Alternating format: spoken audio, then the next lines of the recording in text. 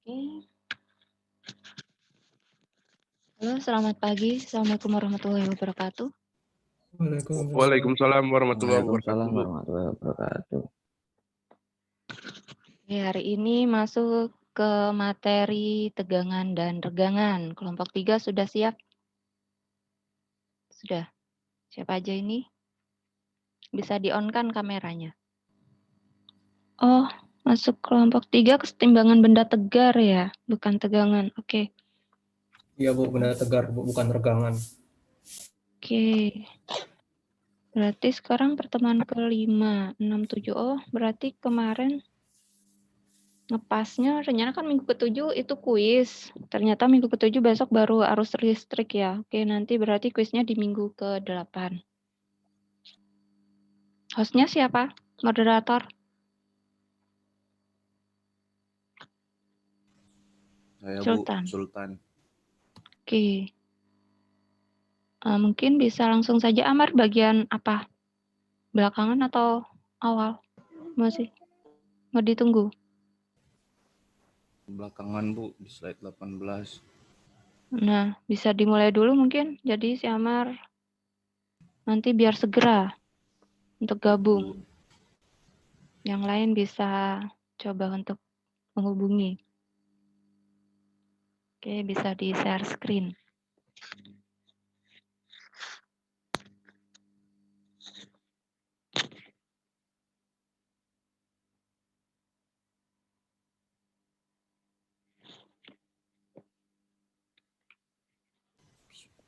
Sudah kelihatan Bu? Sudah.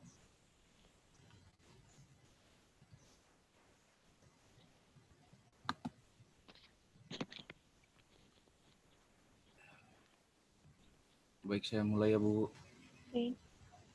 Assalamualaikum warahmatullahi wabarakatuh. Waalaikumsalam. Selamat pagi. Salam sehat untuk kita semua. Kami dari kelompok 3 dari kelompok kesetimbangan benda tegar mempresentasikan PowerPoint yang telah kami susun. Yang pertama, perkenalkan dari kelompok 3 itu ada kami bertujuh, ada Trisapta Nugraha, Amar Marzuki, Sultan Fahrudin, Ramadhani Yoga, Andika Dian, Fahmi Didi Pratama, dan Iwan Alexander. Kemudian masuk ke materinya. Yang pertama,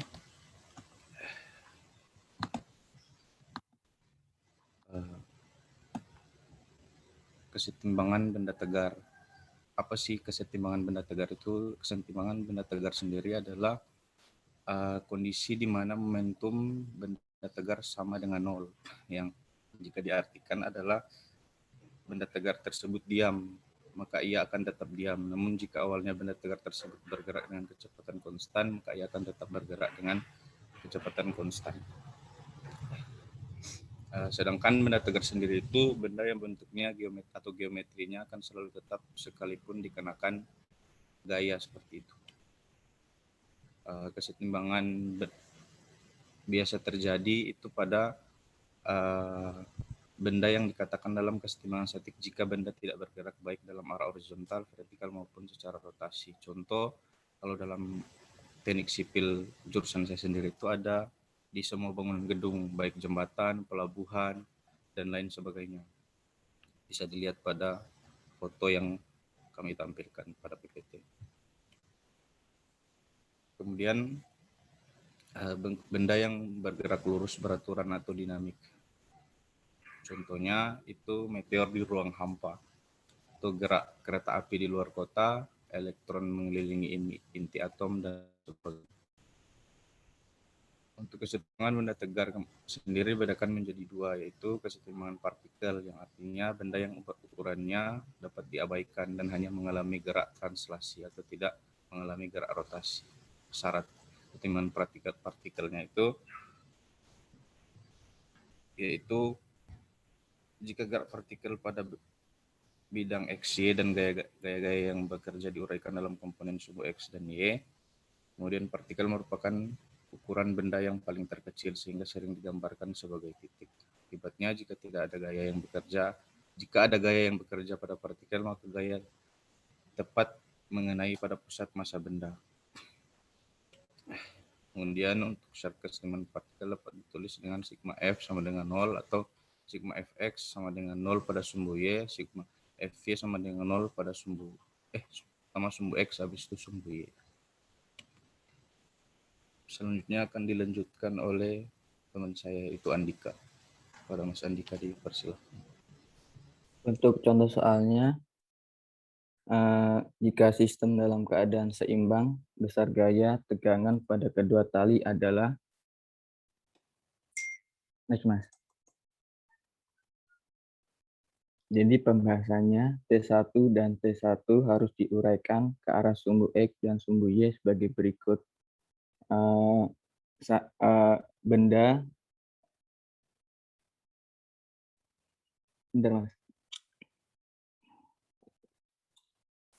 Sebuah tali yang memiliki beban,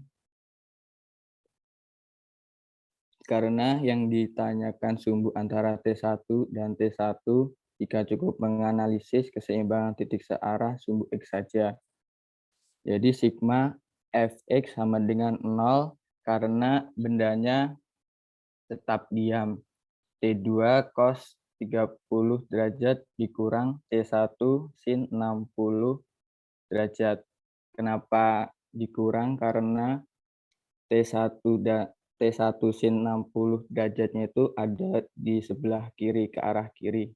Sama dengan 0. T1 sin 60 derajat sama dengan T2 cos 30 derajat. T1 dikali setengah akar 3 sama dengan T2 dikali setengah akar 3.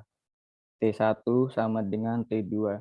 Jadi besar gaya tegangan kedua tali adalah sama besar karena sudutnya sama-sama 60 derajat. Lanjut, Mas. Keseimbangan rotasi. Momen gaya merupakan besaran vektor yang nilainya sama dengan hasil kali antara gaya dengan jarak dari titik poros, arah tegak lurus, garis kerja gaya. Dirumuskan torsi sama dengan F dikali R sin dikali theta, dengan torsi sama dengan momen gaya Newton kali meter, yang R-nya sama dengan lengan gaya, satuannya M. F sama dengan gaya, satuannya Newton. Putaran momen gaya yang searah dengan putaran jarum jam disebut momen gaya positif, sedang yang berlawanan putaran jarum jam disebut momen gaya negatif.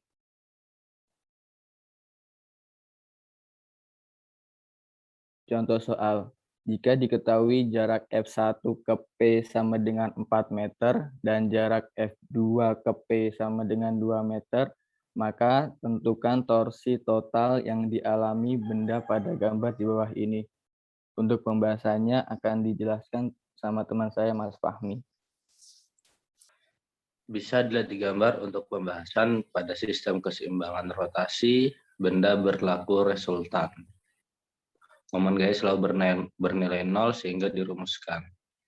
Besar momen gaya searah jarum jam sama dengan besar momen gaya berlawanan jarum jam. Next, Bang. Contoh soal.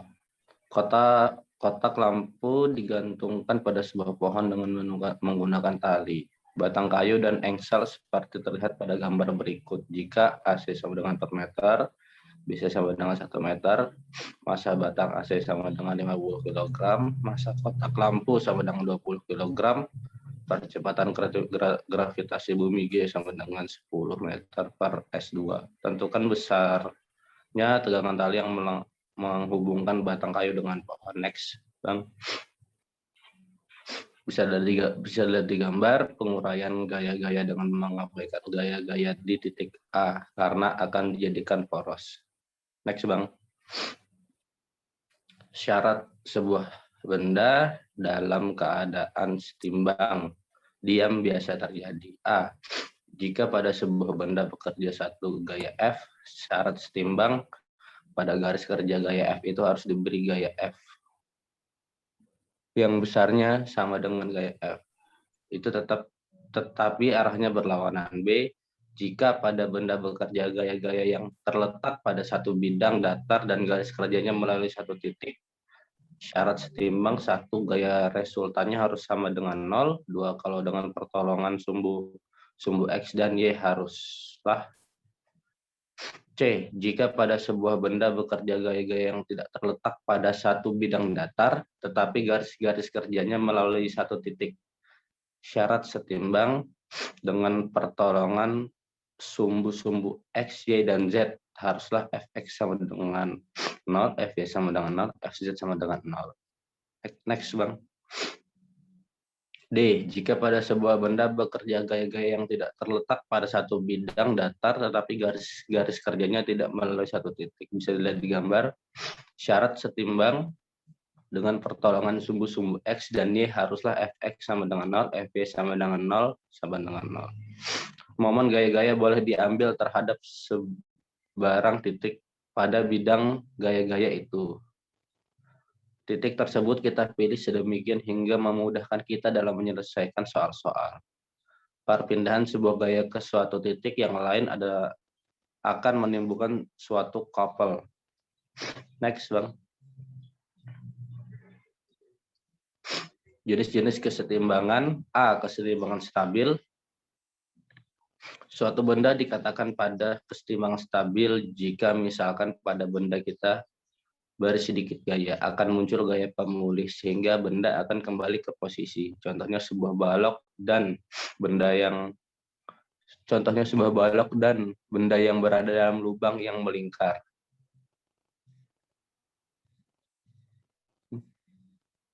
Sebelumnya lagi, Bang. Gaya pemulih sehingga benda akan kembali ke posisi. Contohnya sebuah balok dan benda yang berada dalam lubang yang melingkar seperti pada gambar di bawah. Bila balok pada gambar di bawah kita rotasikan sedikit, gaya beratnya akan berusaha mengembalikan benda ke posisi semula. Bisa dilihat di gambar. Next.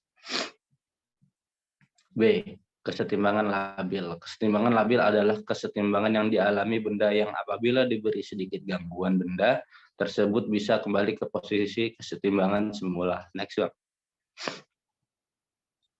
Pada gambar, benda pada mulanya diam, lalu bergerak karena ada gangguan. Ada resultan gaya atau resultan momen gaya yang menggerakkan benda. Setelah bergerak, benda terus bergerak menjauhi posisi semula. Benda bergerak menjauhi posisi semula karena setelah bergerak posisi titik berat berada di sebelah kanan titik tumpu. Ketika titik berat berada di sebelah kanan titik tumpu, terdapat resultan momen gaya atau resultan torsi yang memutar benda menjauhi posisi semula. Pada gambar 2 menunjukkan sebuah kelereng yang ditempatkan di atas bidang cembung. Ketika diberi gangguan kecil dan kemudian dihilangkan, kelereng tidak akan pernah kembali ke posisi awalnya. Kesetimbangan labil ditandai oleh adanya penurunan titik berat benda jika dipengaruhi suatu gaya. Next, Bang. Kesetimbangan indifferent. Kesetimbangan indifferent atau netral adalah kesetimbangan yang dialami benda yang apabila diberikan sedikit gangguan, benda tersebut tidak mengalami perubahan titik berat benda. Bola yang pada mulanya diam di atas bidang datar bergerak akibat adanya gangguan setelah berhenti bergerak.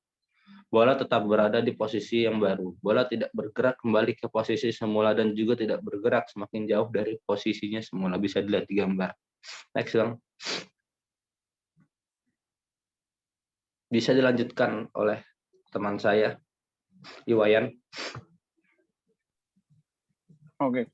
Contoh-contoh. 1. Untuk benda yang digantung. Kesetimbangan stabil apabila gaya yang diberikan padanya dihilangkan, maka ia akan kedudukan semula.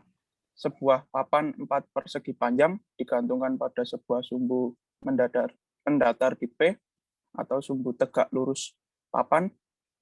Titik berat Z dari papan terletak vertikal di bawah titik gantung P sehingga papan dalam keadaan setimbang atau stabil. Jika A, papan di luar diputar sedikit sehingga titik beratnya semula, atau Z.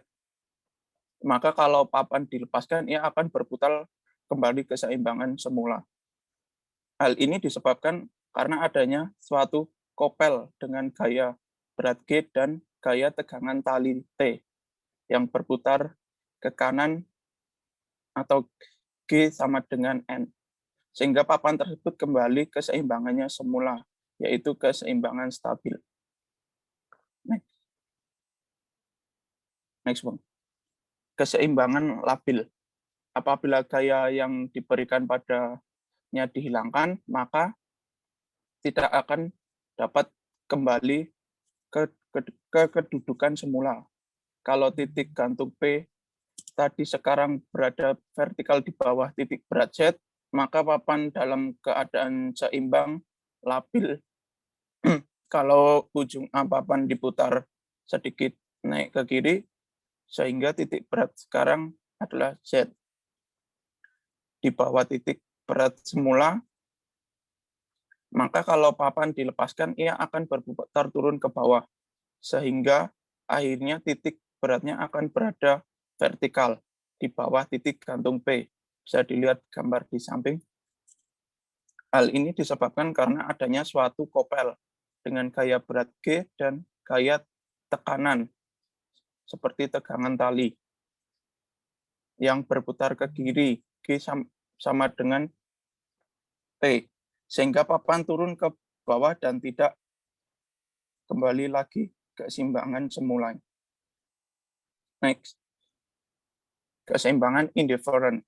Apabila gaya yang diberikan padanya dihilangkan, maka ia akan berada dalam keadaan keseimbangan, tetapi di tempat yang berlarian. Kalau titik gantung P tadi sekarang berhimpitan dengan titik berat Z, maka papan dalam keadaan ini setimbang atau indifferent. Kalau ujung A papan diputar naik, maka gaya berat G dan gaya tekanan T akan tetap pada satu garis lurus, seperti semula, atau tidak terjadi kopel. Sehingga papan diputar bagaimanapun juga ia akan tetap keseimbangan pada kedudukan yang baru. Next. Slide selanjutnya bisa dijelaskan oleh Mas Yoga. Monggo Mas Yoga. Ya, terima kasih Mas.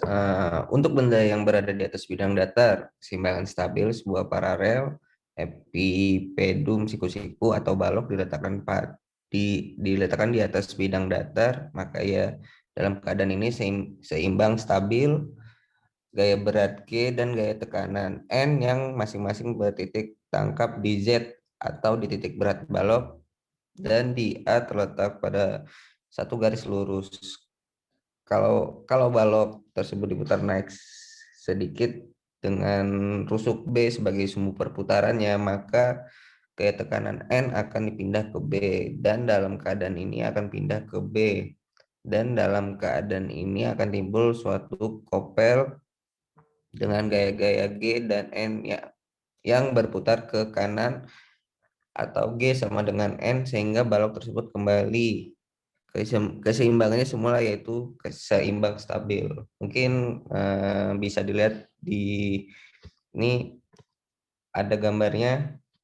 Lanjut Mas. Keseimbangan labil, sebuah paralel epipedum miring atau balok miring yang bidang diagonalnya AB tegak lurus pada bidang alasnya diletakkan di atas bidang datar, maka ia dalam keadaan ini setimbang labil. Gaya berat G dan gaya tekanan N yang masing-masing melalui rusuk B dari balok tersebut terletak pada satu garis lurus. Titik tangkap gaya tekanan N ada pada rusuk N. Kalau balok tersebut diputar naik sedikit dengan rusuk B sebagai sumbu putarnya, maka gaya tekanan N yang berputar ke kiri atau G sama dengan N, sehingga balok tersebut akan turun ke bawah dan tidak kembali lagi ke keseimbangannya semula. Next. Keseimbangan indifferent. Sebuah bola diletakkan di atas bidang datar, ia dalam keadaan seimbang indifferent. Kalau bola dipindah atau diputar, maka gaya berat G dan gaya tekanan N akan tetap pada satu garis lurus seperti semula atau tidak terjadi kopel, sehingga bola berpindah atau berputar bagaimanapun juga ia akan tetap seimbang pada kedudukan yang baru. Next.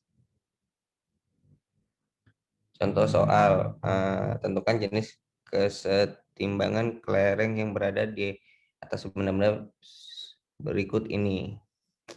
Ketika didorong sedikit titik berat kelereng, maka keseimbangannya, maka jenis kesetimbangannya kedua, ketika didorong sedikit titik berat kelereng, maka jenis keseimbangannya, dan ketiga, ketika didorong sedikit titik berat kelereng, maka jenis keseimbangannya adalah, lanjut. Nah, ini pembahasan untuk yang gambar 1, kelereng tidak akan pernah kembali ke posisi awalnya. Keseimbangan labil ditandai oleh adanya penurunan titik berat benda jika dipengaruhi suatu gaya. Untuk gambar kedua, kelereng akan kembali ke posisi semula. Keseimbangan stabil ditandai oleh adanya kenaikan titik benda jika dipengaruhi suatu gaya. Untuk gambar ketiga, kelereng akan kembali diam pada kedudukan yang berbeda, keseimbangan yang ditandai oleh tidak adanya perubahan pasti titik berat jika dipengaruhi suatu gaya disebut dengan keseimbangan netral. Next, Mas.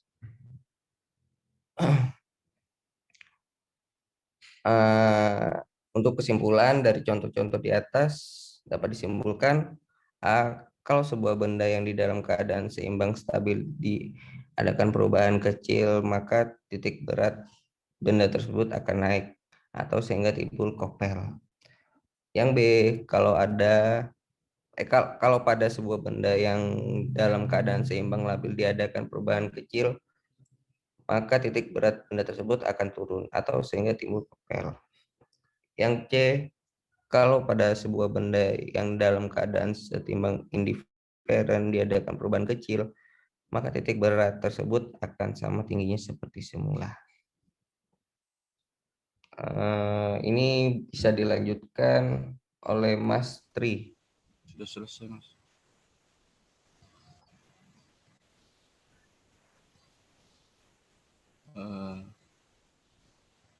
Sekian presentasi dari kelompok 3. Lebih dan kurangnya kami mohon maaf. Assalamualaikum warahmatullahi wabarakatuh.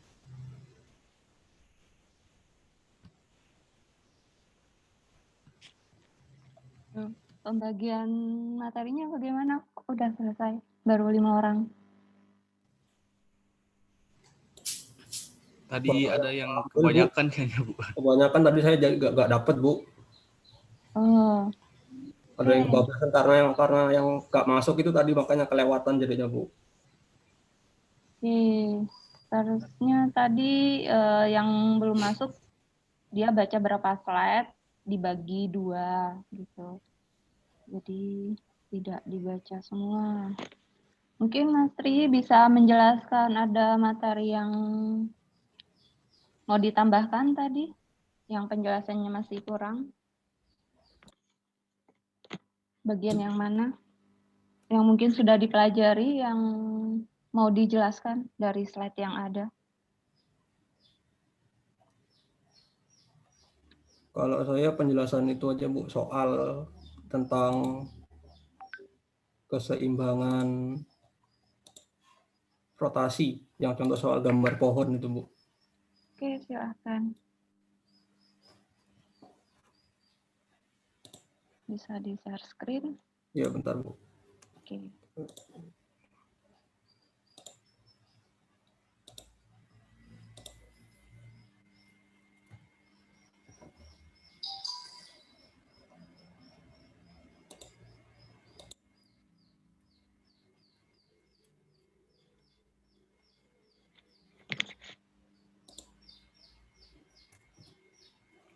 Nah, ini contoh soalnya yaitu ketika keseimbangan benda labil ya, ada kotak lampu yang digantung di sebuah pohon dengan menggunakan tali. batang kayunya, dan engsel seperti terlihat pada gambar ini, di mana ada dari ujung titik A ke C. Maaf, bisa di slideshow. Oh, selesai. Hmm.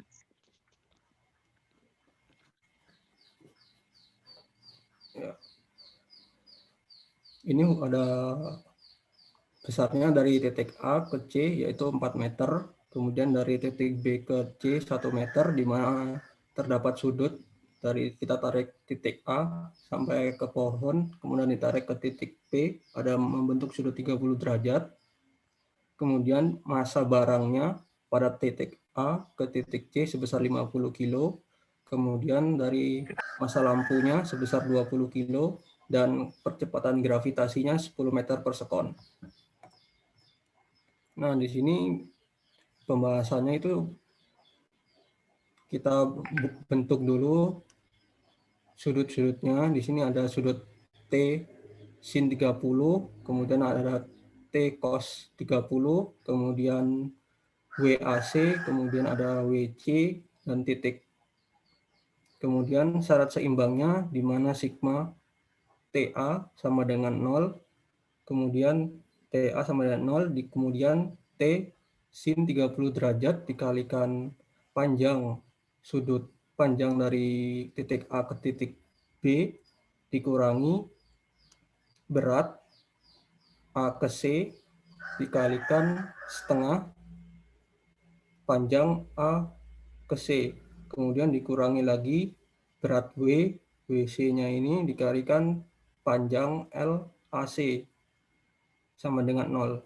Kemudian jika di T cos 30-nya yaitu 0,5, kemudian panjang LAB-nya adalah 3, kemudian dikurangi WAC beratnya 500, kemudian dikalikan setengah LAC yaitu 2, dikurangi 200 berat WC-nya, kemudian dikalikan panjang LAC-nya yaitu 4 sama dengan 0. Kemudian T-nya sama dengan 1800 dibagi 1,5 ketemunya 1200 Newton. Udah gitu, Bu. Oke, silakan dibuka pertanyaan. Baik, untuk teman-teman yang ingin bertanya, duduk di sini. Berapa pertanyaan ya, Bu? Bebas atau bagaimana, Bu? Ya, bebas. Oh, baik. Silakan. Tidak ada.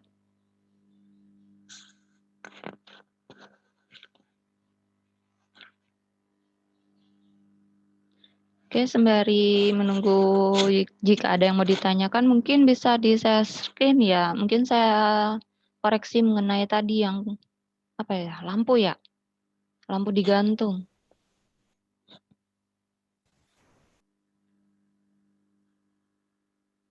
Itu kan hampir sama dengan yang kemarin ya, masuk ke hukum 1 Newton, di mana sigma F sama dengan 0.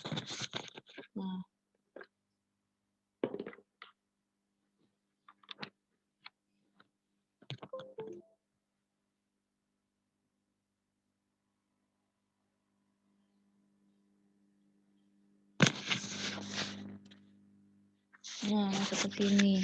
Ini siapa tadi? Bukan lampu ding, ini balok ya. Balok yang digantung. Ini siapa yang ngerjakan? Mas Dika ya tadi yang jelasin. Saya, Bu, yang jelaskan tadi, Bu. Bisa dikoreksi mana yang salah. Tadi juga sudah benar dijelaskan mana yang harus positif, mana yang harus negatif, dikurangi. Kesesuaiannya bagaimana?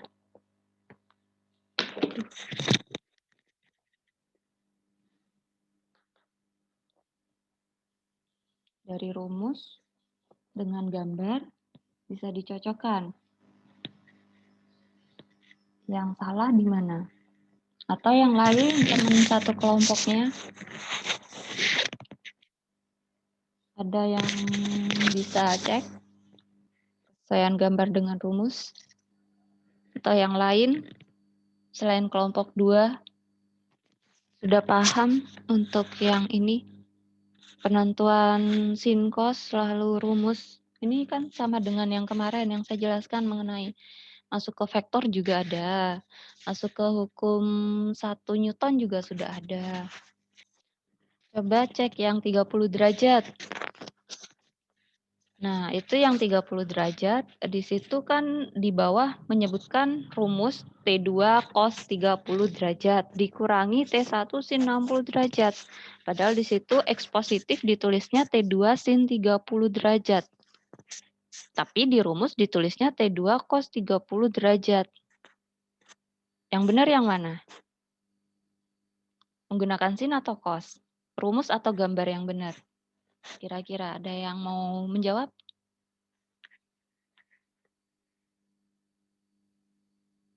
Di gambar ditulisnya T2 sin untuk sumbu X. Itu di atas juga T2 cos 30 di atas. Ini mana yang sumbu X, mana yang sumbu Y, yang benar yang mana? Rumusnya T2 cos 30 derajat. Ini sebelah kirinya T1 sin 60, di atas T1 cos 60. Yang keliru di mana? Maksudnya untuk koreksinya yang benar T sin, T2 cos atau T2 sin. Untuk yang itu kan T1 sin, mana yang menjadi sumbu X, mana yang menjadi sumbu Y. Ada yang mau mencoba selain kelompok 2 atau dari kelompok 2 sendiri? Ini diamnya malu menjawab atau belum paham? Atau malu tapi sudah paham? Paham, Bu. Kalau saya belum paham. Lumayan bingung, Bu. Nah, oke, kembali ke slide yang kemarin. Mana kapan kita menggunakan sin, kapan menggunakan cos. Nah, jadi ketika tadi ya, ini 30 derajat.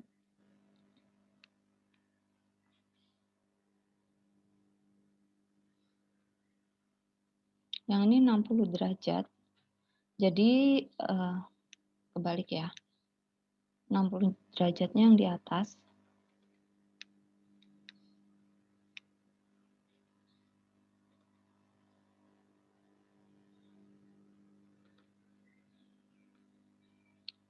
Derajat yang di atas.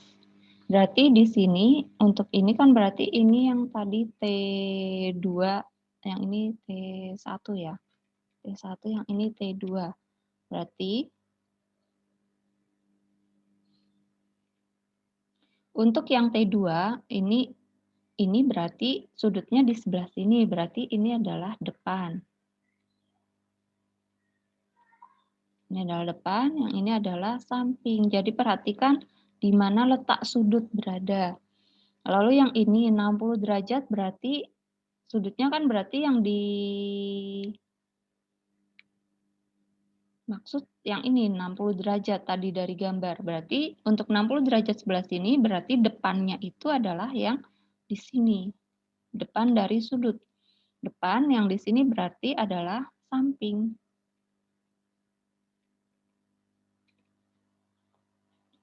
Nah, ini adalah miringnya. Ini miring. Miring tahu ya, jadi dari siku-siku, berarti depan siku-siku itu adalah miring.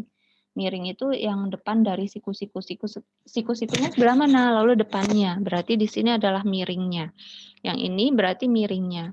Berarti yang di sini untuk yang kemarin, untuk sin, itu adalah demi, depan, miring.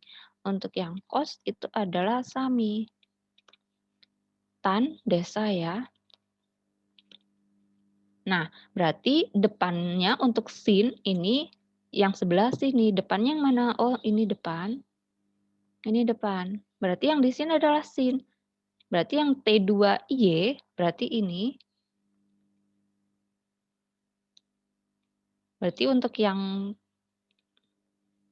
T2Y itu adalah karena depan dia masuknya adalah sin. Berarti di sini menggunakan T2 sin dari 30 derajat. Yang ini berarti yang di sini, ini adalah T1 sin dari 60 derajat.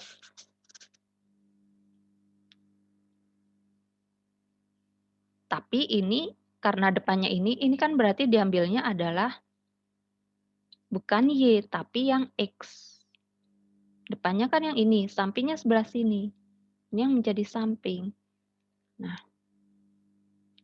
berarti yang T2X ini adalah T2 sin 60 derajat.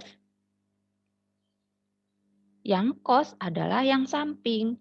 Yang samping yang mana? Yang samping yang ini sama yang ini. Samping berarti ini kan T2-nya arah X.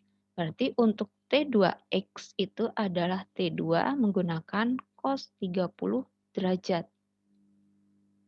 Yang ini sampingnya adalah yang sumbu Y. Jadi T1Y itu adalah T1 cos 60 derajat. Nah, karena itu tadi menggunakan ini kan berarti sumbunya adalah X positif adalah X negatif. Berarti yang positif dikurangi yang negatif. Karena itu tadi rumusnya menggunakan T2 cos 30 derajat dikurangi dengan T2 sin 60 derajat sama dengan 0. Karena di sini bendanya tidak bergerak. Karena itu tadi yang salah itu adalah gambarnya. Jadi bagaimana kita tahu menggunakan cos, mana yang menggunakan sin. Jadi cukup kalian sudah tahu sudutnya sebelah mana. Oh, sudutnya sebelah sini, 30 derajat. Oh, yang ini 60 derajat. Kalian tinggal menentukan. Depannya sebelah mana? Untuk samping yang sebelah mana? Depannya berarti depan sudut. Lihat, perhatikan sudutnya saja. Depannya berarti yang ini. Oh, ini. Tapi ini bukan berarti sumbu Y. Tapi ini adalah sumbu X. Ini kan sama. Sama-sama. Ini sama. Atas bawah. Yang ini berarti sama. Y. Nah, untuk yang samping berarti samping sudut 60 derajat di sebelah sini berarti sampingnya adalah yang Y. 30 derajat sebelah sini berarti sebelah sampingnya adalah yang bagian bawah. Depannya adalah lihat sudutnya saja yang jadi depan yang mana. Nah, selain depan dan samping, kenapa sampingnya yang di bawah bukan yang sebelah atas? Karena itu miring. Bagaimana cara menentukan miring? Miring itu hanya tinggal kalian menentukan mana sudut siku-sikunya. Miring itu depan sudut siku-siku. Karena ini hanya berlaku untuk yang siku-siku, segitiga siku-siku saja. Sin demi cos ini hanya berlaku untuk segitiga siku-siku. Sama sisi beda lagi. Ketika sama sisi, maka segitiga seperti ini bentuknya. Nah, cara menentukannya, kalian ini tetap harus dibagi menjadi siku-siku. Baru kalian tahu mana sin, mana depan, mana cos. Segitiganya, nah, seperti ini. Tetap ini harus dibagi dua.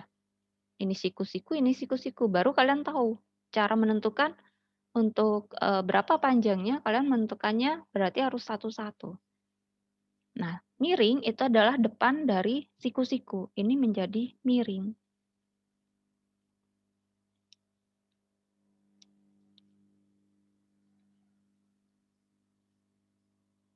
Selain itu berarti sudutnya yang mana? Ini adalah samping. Karena itu di sini menjadi T2 cos, yang ini sampingnya, samping dari 60 bukan yang X, tapi yang sebelah Y. Sebelahnya, itu adalah untuk yang Y. Karena itu di sini menjadi cos.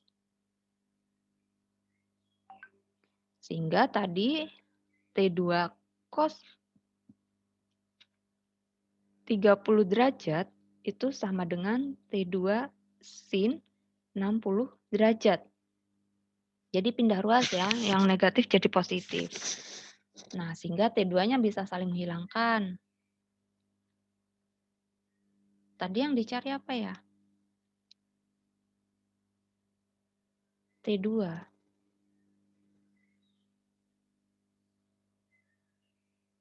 Karena itu tadi T2 sama dengan T2.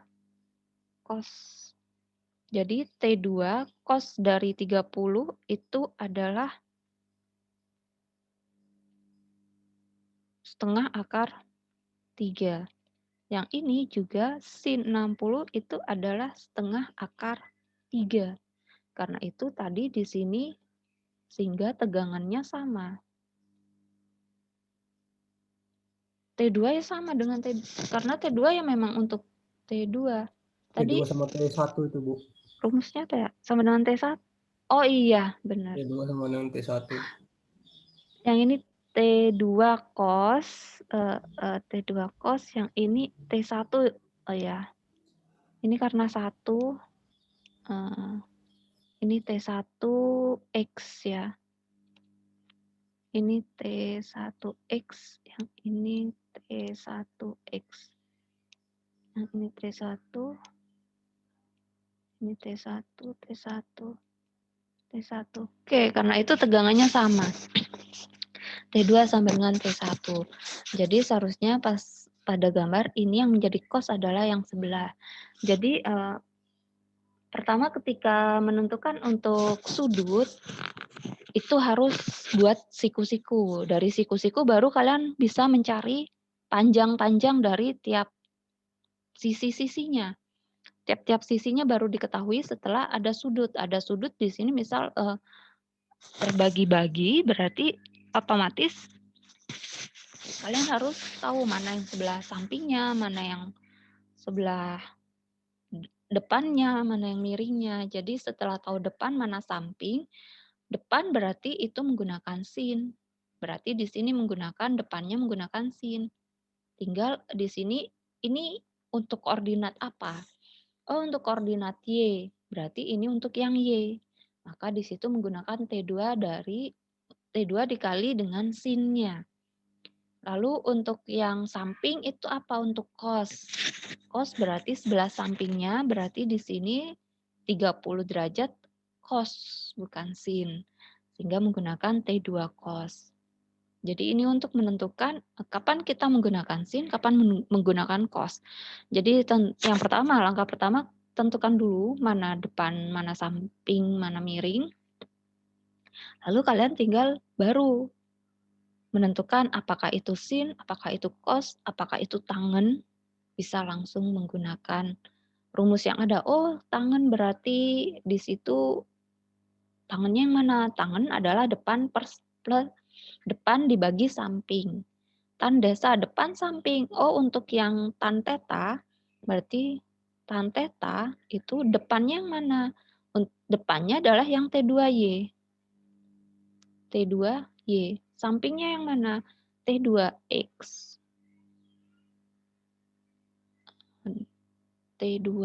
T2X.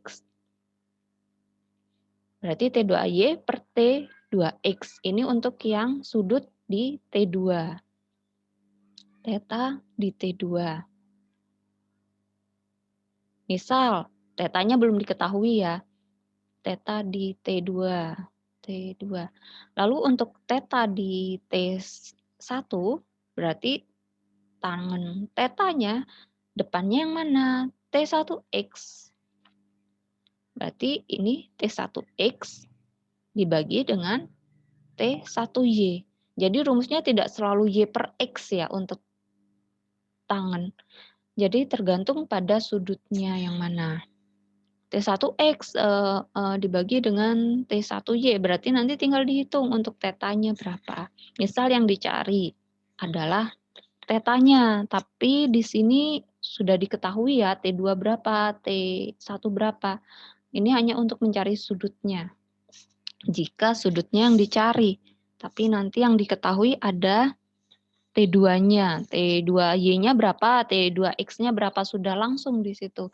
Sudah berupa angka, misal mencari tetanya berapa, maka nanti tinggal mana yang dibagi mana. Jadi untuk menentukan kapan menggunakan sin, kapan menggunakan cos, kalian hanya tinggal menentukan mana yang menjadi depan, mana yang menjadi samping, mana yang menjadi miring. Sampai sini ada yang masih bingung untuk penentuan sin cos?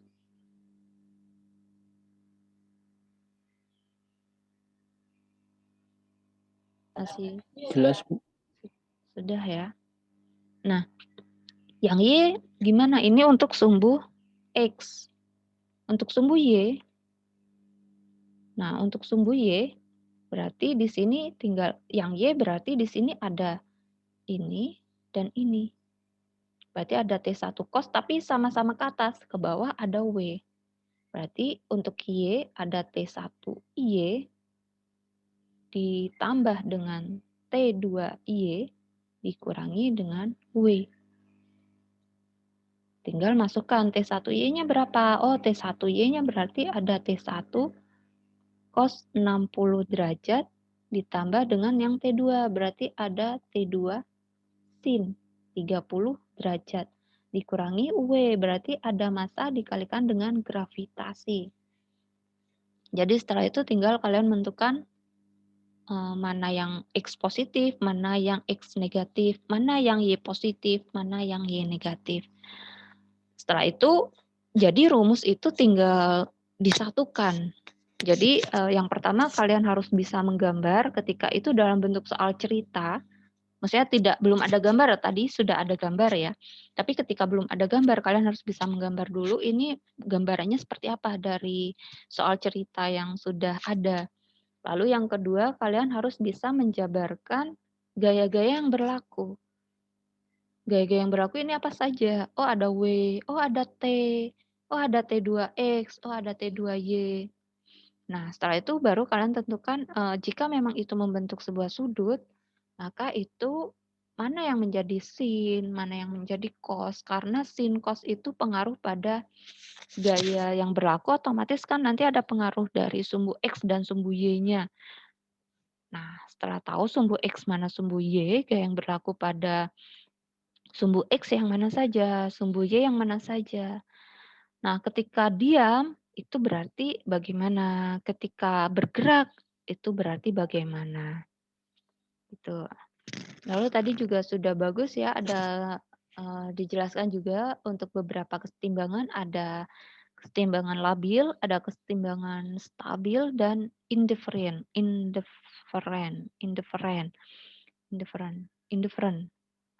Kayaknya itu. Indifferent, jadi untuk yang labil tadi tidak kembali ya, menjadi ada penurunan ya. Lalu untuk yang stabil di situ kenaikan, untuk yang indifferent itu tetap ya, seperti kelereng yang bergerak pada bidang datar. Itu juga sudah dijelaskan untuk kesetimbangan benda tegar. Oke.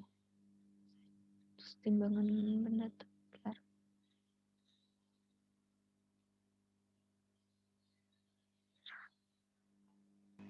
Untuk kesetimbangan benda tegar. Ada momen kopel juga. Tadi juga sudah dijelaskan ada rumus ya. Jadi rumusnya tadi sudah ada momen kopel, bagaimana cara menentukan atau membuat rumus dari gambar yang ada. Momen kopel tadi seperti pada apa tadi? Yang sudah dijelaskan di akhir ya tadi sama Sitri. Ada yang mau ditanyakan dulu? Yang lain? Atau ada yang mau menambahkan mungkin? Oke. Jadi di sini masih lebih banyak untuk kesetimbangan benda tegar itu masih hampir sama ya. Jadi masih menggunakan beberapa sudut, hanya saja di sini hampir sama dengan hukum Newton. Cuman di situ untuk kesetimbangan ada momen kopel dan titik berat. Nah, oke, karena mungkin seharusnya saya siapkan soal untuk latihan ya. Karena saya pikir sekarang sudah minggu kelima, jadi materinya sudah tinggal 2 kali. Saya lupa belum ngecek lagi untuk yang sudah didata. Oke, jadi untuk kesetimbangan benda tegar, jadi di sini masih ada kaitannya dengan hukum 1 Newton, jadi masih masalah sudut, cuman rumusnya di sini otomatis ada momen kopel dan sebagainya.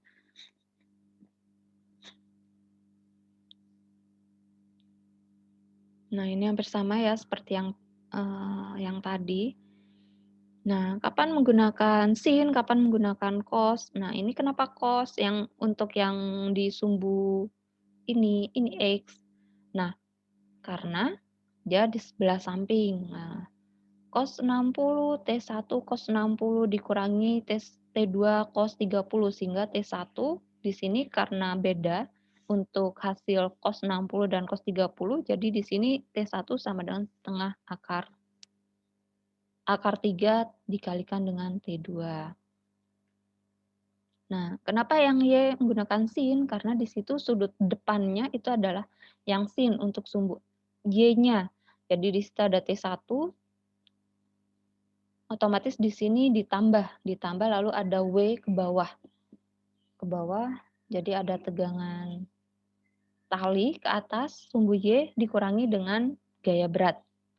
Sehingga nanti baru disubstitusikan. Yang tadi kebetulan sama ya, jadi T1 sama dengan T2 sehingga tinggal disubstitusikan saja yang mana yang kalian mau substitusikan. Apakah T1-nya ataukah T2-nya. Misal di sini yang tadi kan hanya diketahui saja T1 sama dengan T2, tapi tidak diketahui besarnya. Besarnya berapa, tegangan talinya berapa gitu. T-nya, nilai dari T-nya berapa. Nilai T baru diketahui nanti ada substitusi ke sumbu yang Y. Sumbu Y baru nanti substitusikan. Sumbu Y ada T2 sin, T1 sin, ke bawah ada W. Baru nanti substitusikan nilai T1-nya berapa, akar 3. Berarti nanti di sini T1 diganti dengan akar 3 T2. Maka di sini untuk T1 ini diganti dengan akar 3 T2 untuk mencari T2. T2 adalah setengah. Sehingga nanti di sini karena ini sama-sama T2, maka ini bisa dioperasikan. Berarti setengah akar 3 ditambah dengan setengah. Akar 3 ketemu akar 3, jangan lupa hilang. Berarti nanti di sini ada setengah dikali akar 3 ketemu akar 3 adalah 3. Akar 3, T2 ditambah setengah T2. Berarti di sini setengah dikali 3, T2 ditambah dengan setengah T2. Berarti di sini akan ada 3/2 dari T2 ditambah dengan setengah T2. Karena sama-sama pembaginya 2, berarti ini bisa dijumlahkan langsung. Berarti 4/2 T2.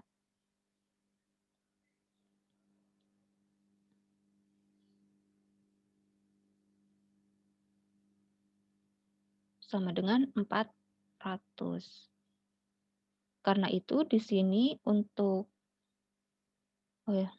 ininya 400 ya. Nah, sama dengan 400. Dari W ya ini. 400. W di situ massa 40. Masanya 40 ya, masanya 40 sehingga untuk W itu adalah M dikalikan G. Di sini sudah ada. Berarti 40 dikalikan dengan 10. Gravitasi dibulatkan jadi 10 jadi 400 sehingga untuk T2 di sini berarti kan di sini sama dengan 2, 400 sehingga untuk T2 adalah 400. Karena ini perkalian berarti pindah ruas dibagi 2 sehingga T2-nya 200.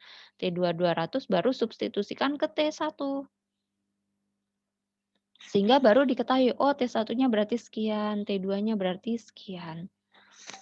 Nah, jadi keseimbangan benda tegar ini masih ada kaitannya dengan hukum 1 Newton ya. Jika bendanya diam. Sampai sini ada yang masih bingung untuk ini? Jadi sudut walaupun diubah-ubah bagaimanapun, ya caranya sama. Kalian hanya tinggal menentukan mana yang sin, mana yang cos, mana yang sumbu X, mana yang sumbu Y. Depannya mana, lalu sampingnya mana. Ini depan. Depannya berarti untuk yang ini untuk samping.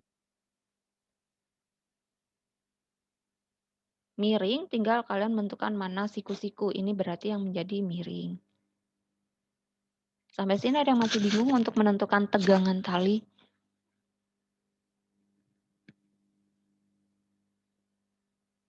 Cukup. Oke, cukup ya. Untuk yang tegangan tali. Ini sebuah titik lagi, tapi di sini ada 3 titik ya. Sebuah titik dipengaruhi oleh 3 buah gaya. Perhatikan diperlukan gaya keempat. Berapakah gaya tersebut? Karena di sini harus semuanya 0 ya. Gambarkan gaya keempat F4. Nah, ini tinggal menentukan mana dibagi-bagi saja satu-satu. Ini juga masuk ke setimbangan benda tegar, bagaimana cara menentukan F4 untuk masing-masing besarnya. Titik seimbang. Bagaimana caranya agar dia seimbang? Dengan menambahkan ada F4. Maka F4 gambarnya seperti apa? Apakah di sini ini langsung digambarkan ya di sini, apakah di sebelah atas, apakah ini sudutnya berapa jika memang ada di kuadran keempat untuk menentukan untuk titik setimbangnya, berapakah sudutnya? Syarat untuk titik setimbangnya itu 0 ya, menggunakan hukum 1 Newton, kaitannya dengan yang kemarin.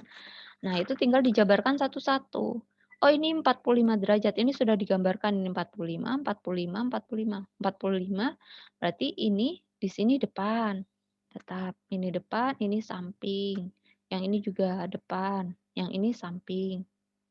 Yang ini depan, yang ini samping. Nah, berarti untuk yang F1 untuk yang ini F1, berarti untuk yang Y dia menggunakan sin. Ini kebetulan sama semua ya. Untuk bukan sama semua, ini sudah ditentukan mana yang sin, mana yang cos. Sin berarti F dia untuk yang Y, tapi ini sama semua ya FY-nya. FY menjadi sin, untuk yang X dia menjadi cos. Kenapa? Karena untuk yang Y dia kan bisa diperhatikan ini depan, ini berarti sin. Ini juga menjadi depan, Y. Ini menjadi sin, ini yang Y, yang atas. Ini juga menjadi depan, ini yang atas. Nah, F4 ini juga menjadi atas. Yang ditanyakan adalah alfa. Ini berapa? Untuk mencapai titik setimbang. Seperti ini berarti yang X di sini kebetulan adalah cos semua. Untuk yang Y dia sin semua. Maka tinggal menggunakan tabel langsung. Berarti untuk yang F4, ini F4 adalah yang dicari. Nah, F4 cos alfa ini min 1,5 akar 2. Dari mana? Yang X berarti di sini ini langsung ya, karena di sini langsung diberi tanda negatif. Untuk 2, 3 kenapa? Karena untuk yang kedua, ini yang kedua, yang ketiga, ini X-nya sama-sama negatif. Berarti kan di sini ini berarti ada F4, ada F1X, ada F4X. Yang ke sini berarti akan ada F2X, akan ada F3X. Sehingga untuk yang negatif itu ada F2 dan F3. Di sini yang diberi tanda negatif langsung F-nya, gayanya ya. Sehingga untuk ketika disubstitusikan ke Y itu tidak menggunakan negatif. Yang Y, kenapa negatifnya hilang?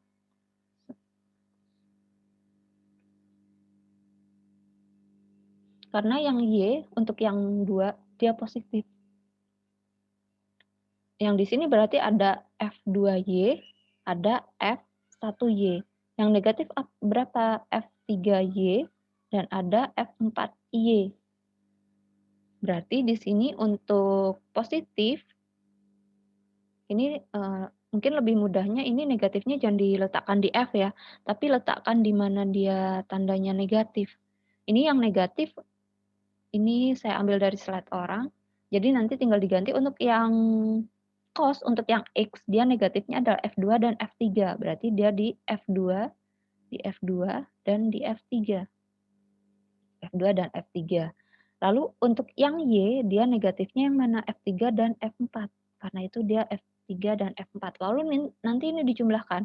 Berarti setengah akar 2 dikurangi dengan akar 2 di 1,5 akar 2 min akar 2 min 2 akar 2. Sama-sama akar 2. Ketika akarnya sama, itu bisa dioperasikan. Berarti 1 dikurangi 1 dikurangi 2. 1 dikurangi 1, 0,5 ya. Ini 0,5 dikurangi 2, berarti negatif. Negatif 1,5 akar 2. Yang ini berarti 1,5 akar 2 ditambah akar 2 dikurangi 2 akar 2. 1 ditambah 1 berarti 2,5 dikurangi 2. Sama-sama akar 2 berarti adalah positif. Sehingga hasilnya yang ini. Ini negatif ya, jangan lupa. Untuk mencari F4. Jadi langkah pertama ketika ada vektor, hubungannya masih dengan vektor juga. Ketika misal di sini ada vektor, 3 vektor nih digambarkan, lalu ada vektor keempat nyempil. Vektor keempat gambarkan arah vektor keempat agar mencapai titik timbang.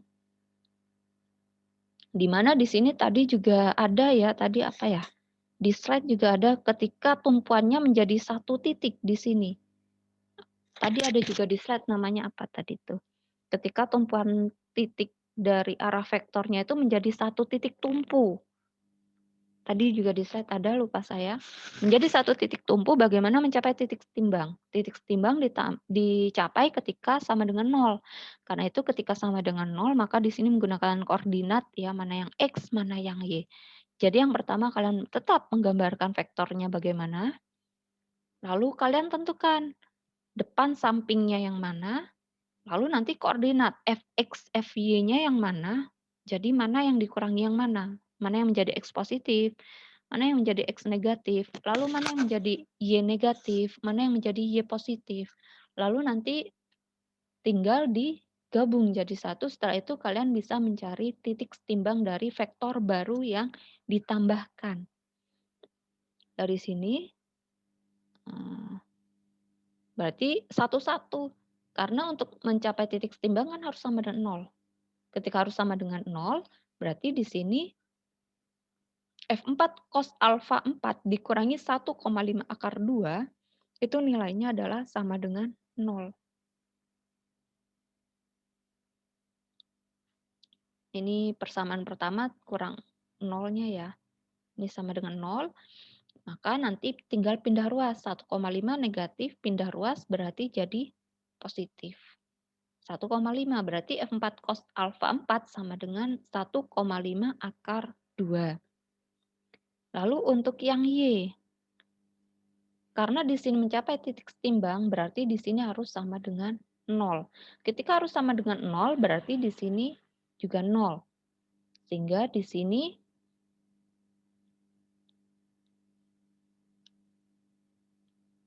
ini yang negatif ya. Nah, lalu di sini berarti F4 sin alfa 4 ditambah 0,5 akar 2, ini sama dengan 0, sehingga pindah ruas jadi negatif 0,5 akar 2 F4 sin alfa.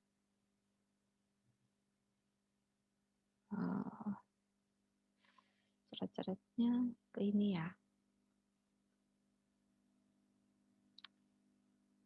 Ini menggunakan substitusi, sehingga nanti akan diperoleh nilai dari alfa.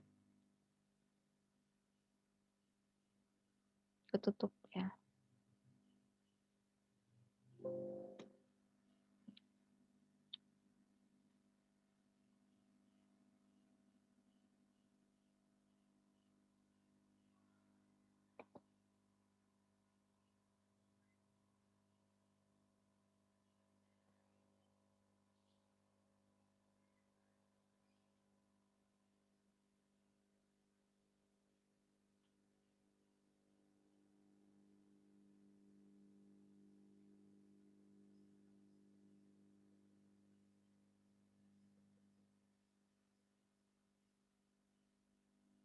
Nah, jadi dia menggunakan substitusi. Ini persamaannya gabung-gabung ya.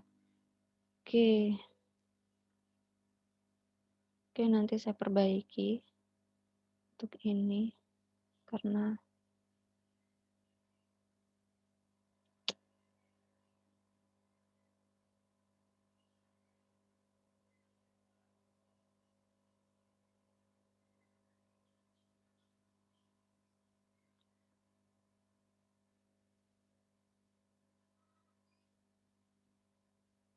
Oke, persamaan 1 dan 2-nya ini.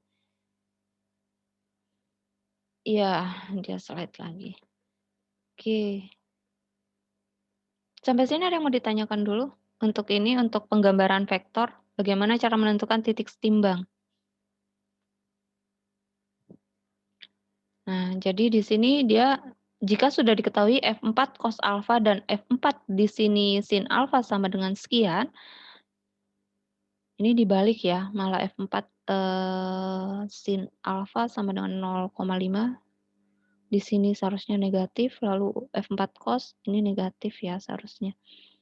Nah, nanti akan diperoleh nilai dari tangen itu berapa. Jadi setengah ya di sini. Tangen alfa ini hanya negatif menentukan bahwa dia di kuadran keempat. Kuadran keempat ternyata tangen alfa dari sepertiga itu adalah 341,57. Ini saling menghilangkan ya. Setengah akar 2 dibagi dengan 3/2 akar 2. Akar 2-nya hilang. Berarti nanti tinggal setengah dikali perkalian berarti dibalik ya. Pembilang jadi penyebut, penyebut jadi pembilang. Sehingga hasilnya adalah sepertiga. Nah, sepertiga tangen alfa ketika di kuadran keempat itu berapa? Ternyata 341,57. Nanti baru F4-nya berapa yang dicari kan ini yang dicari adalah F4 ya. F4-nya berapa? Berarti nanti tinggal disubstitusikan. Pilih salah satu saja, bisa ke yang ini, bisa yang sin, ini juga bisa. Substitusikan salah satunya saja. Ini untuk mencari titik kesetimbangan. Pada vektor, jika ada beberapa vektor, misal ada 4 vektor, saya tampilkan ada 4 vektor. Lalu cari vektor kelima. Bagaimana cara untuk mencapai titik setimbang? Vektor kelimanya itu F4-nya berapa? Dengan arah berapa? Maka caranya sama. Sampai sini ada yang masih bingung?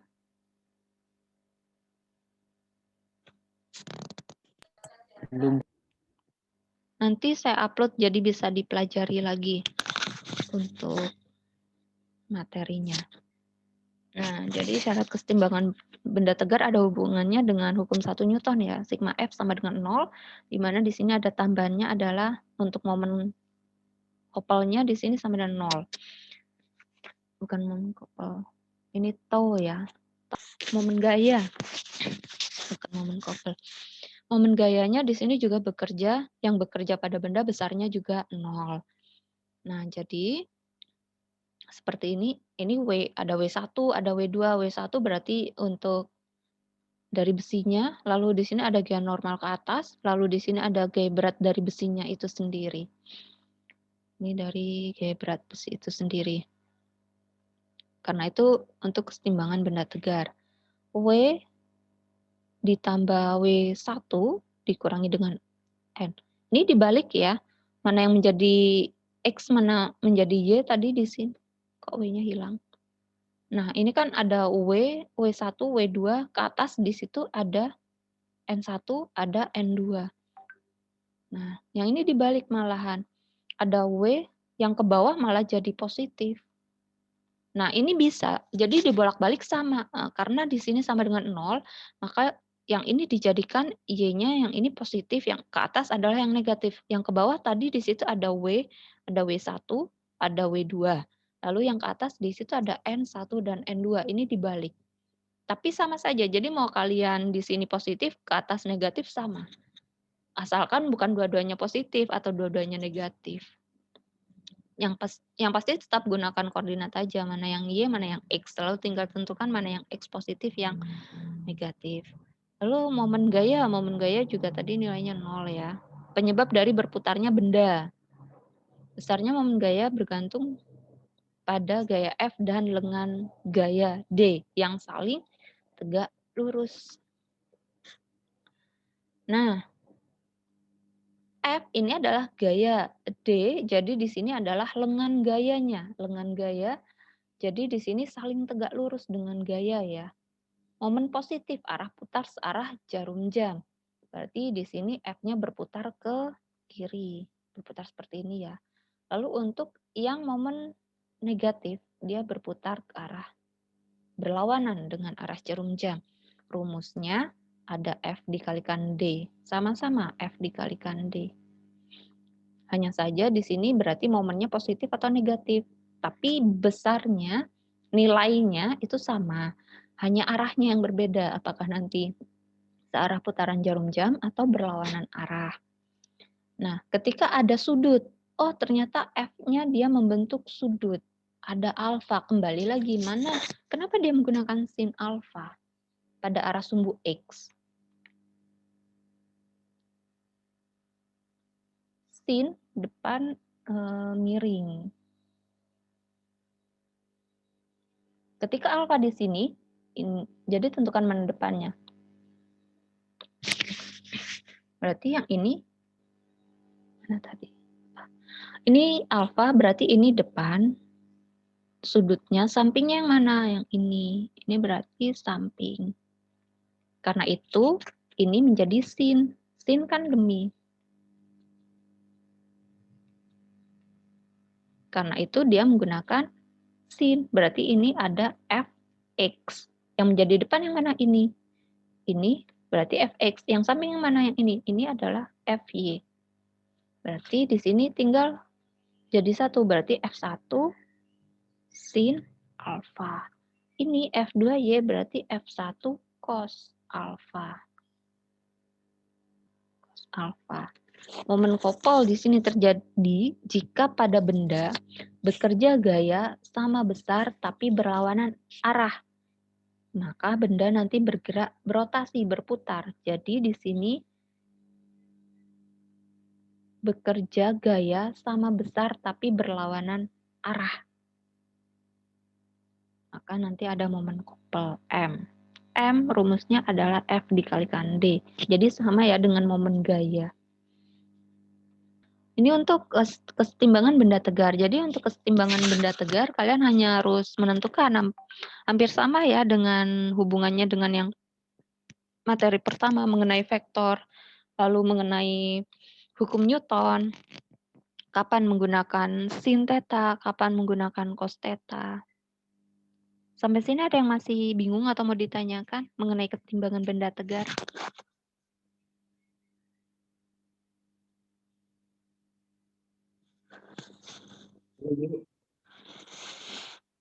Belum ya? Halo Bu, Ya, dengar nggak? ya. Berarti ini saling melengkapi dengan PID ya Bu? PID maksudnya?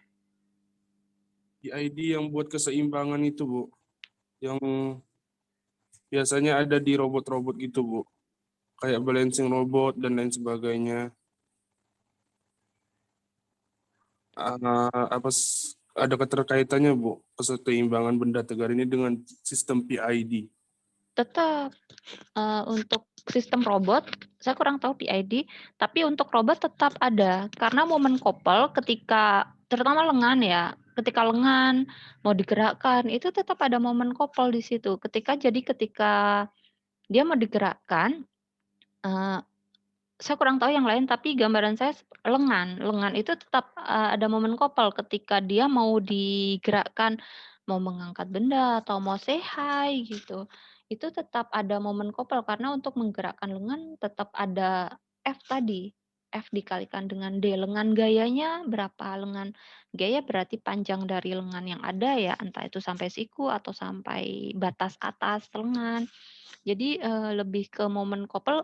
Ketika robot itu bergerak pasti ada momen couple di situ. Untuk kesetimbangan benda tegar bagaimana robot itu bisa bergerak dan lengannya itu maksudnya itu tidak, gaya yang diberikan juga tidak melebihi dari batas kemampuan dari lengan robot itu gitu. Jadi jika gaya yang diberikan terlalu besar, misal bisa saja malah lengannya saya kurang tahu ya efeknya. Apa bisa sampai patah atau bagaimana gitu. Jadi momen couple untuk robot yang saya tahu sepertinya dia berlaku ketika ada yang digerakkan, pasti ada momen couple di situ. Kesetimbangan benda tegar, jadi ketika kesetimbangan tetap ada di situ. Masuknya ke vektor, dia mau digerakkan berapa derajat. maka di situ ada sin cos theta yang digunakan juga, bagaimana dia bisa setimbang.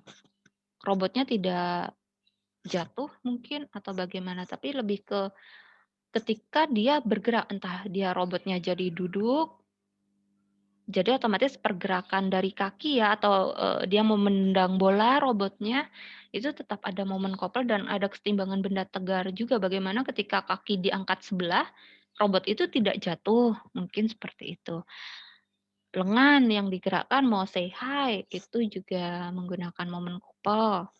Kepala ketika digerakkan juga bagaimana, sudut berapa derajat, bagaimana ketika digerakkan tidak miring sebelah, maksudnya berat sebelah ya, kan miring sebelah, atau lebih miring ke kanan atau miring ke kiri, itu tetap ada hubungannya. Berarti nilai koefisien sudut dengan nilai gaya itu harus sesuai, Bu. Nggak boleh besar satu sama lainnya gitu. Bukan harus sesuai, tapi menyesuaikan dengan robotnya juga. Otomatis kesetimbangan benda tegar ketika robot itu berdiri, ada gaya berat di situ. Gaya berat ada massa dari robot. Massa robot dikalikan dengan gravitasi. Jadi yang berpengaruh di situ bukan hanya gayanya saja ya.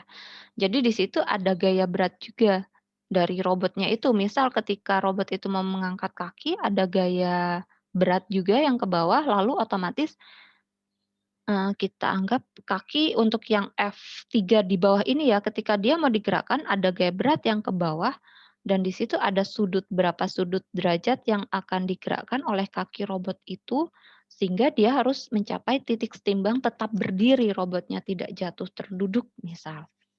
Jadi di situ ada gaya berat dari robot, ada gaya dia menggerakkan kaki, dan ada berapa sudut yang harus, dia harus dia gerakkan agar robot itu tetap berdiri. Mungkin seperti itu. Di mana nanti berarti sumbu X-nya dan sumbu Y ya, ketika dia berdiri sumbu Y-nya itu sigmanya total dari gaya-gaya yang berlaku pada sigma FY-nya, maka di situ harus sama dengan 0. Ke atas juga ada gaya normalnya berapa. Gaya normal berarti sama dengan gaya berat. Karena kan harusnya 0. Gaya normal ke atas, gaya berat kan ke bawah. Berarti kan hanya saling menghilangkan. Ketika sudutnya kan, ketika dia berdiri.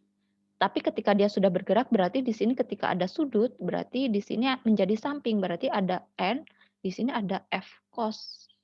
Cos theta dengan yang ke bawah ada W. Berarti ada N dikurangi dengan F cos theta, dikurangi dengan W sama dengan 0.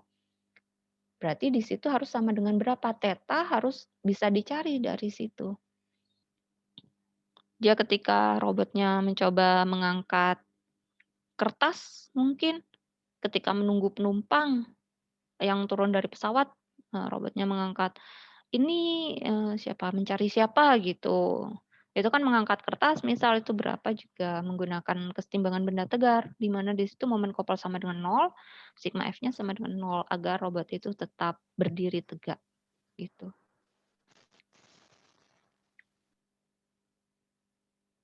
Cukup untuk kesetimbangan benda tegar. Ada lagi? Jadi tetap ada kaitan ya antara vektor, hukum Newton, dan kesetimbangan benda tegar. Oke, cukup untuk kesetimbangan benda tegar. Ini ke depannya sama, sepertinya. Hukum Newton pada dinamika rotasi. Nah, ini juga sama. Momen inersia. Nah, untuk ini ada sudut, lalu di situ ada katrol juga ya, tapi katrolnya tidak bergerak. Jika katrol bergerak berarti bukan masuk kesetimbangan benda tegar. Di sini maksudnya kesetimbangan benda tegar di mana dia tidak bergerak ya. Maksudnya ketika dia pun membentuk sudut, dia tetap tidak bergoyang-goyang, maksudnya karena dia di sini menggunakan hukum 1 Newton, sigma F sama dengan 0. bukan bergerak ya, bukan lari ya berarti tadi kesetimbangan benda tegar ketika dia mungkin hanya mengangkat kaki sebelah kaki atau mengangkat satu tangan gitu. Jadi di sini tidak bergerak karena masuknya kesetimbangan. Kesetimbangan berarti di mana tadi hukum Newton satunya 0 dan momen gayanya juga 0. Ini juga katrol bendanya ini tidak bergerak ya. Jadi di sini ditancapkan pada kayu mungkin di dinding. Jadi dia tidak bergerak, katrolnya tidak bergerak. Gitu. Ada W dan sebagainya. Jadi tinggal mengkaji mana yang masuk sumbu X, mana yang masuk sumbu Y. Yang berlaku apa saja di sumbu X, yang berlaku pada sumbu Y apa saja. Gitu. Oke, cukup. Oke, jika tidak ada yang ditanyakan lagi mungkin cukup ya untuk pertemuan hari ini. Oke, cukup sekian untuk pertemuan hari ini. Terima kasih untuk partisipasinya. Selamat pagi. Assalamualaikum warahmatullahi wabarakatuh. Waalaikumsalam. Waalaikumsalam warahmatullahi wabarakatuh. Terima kasih, Bu. Terima kasih, Bu. Ya, sama-sama.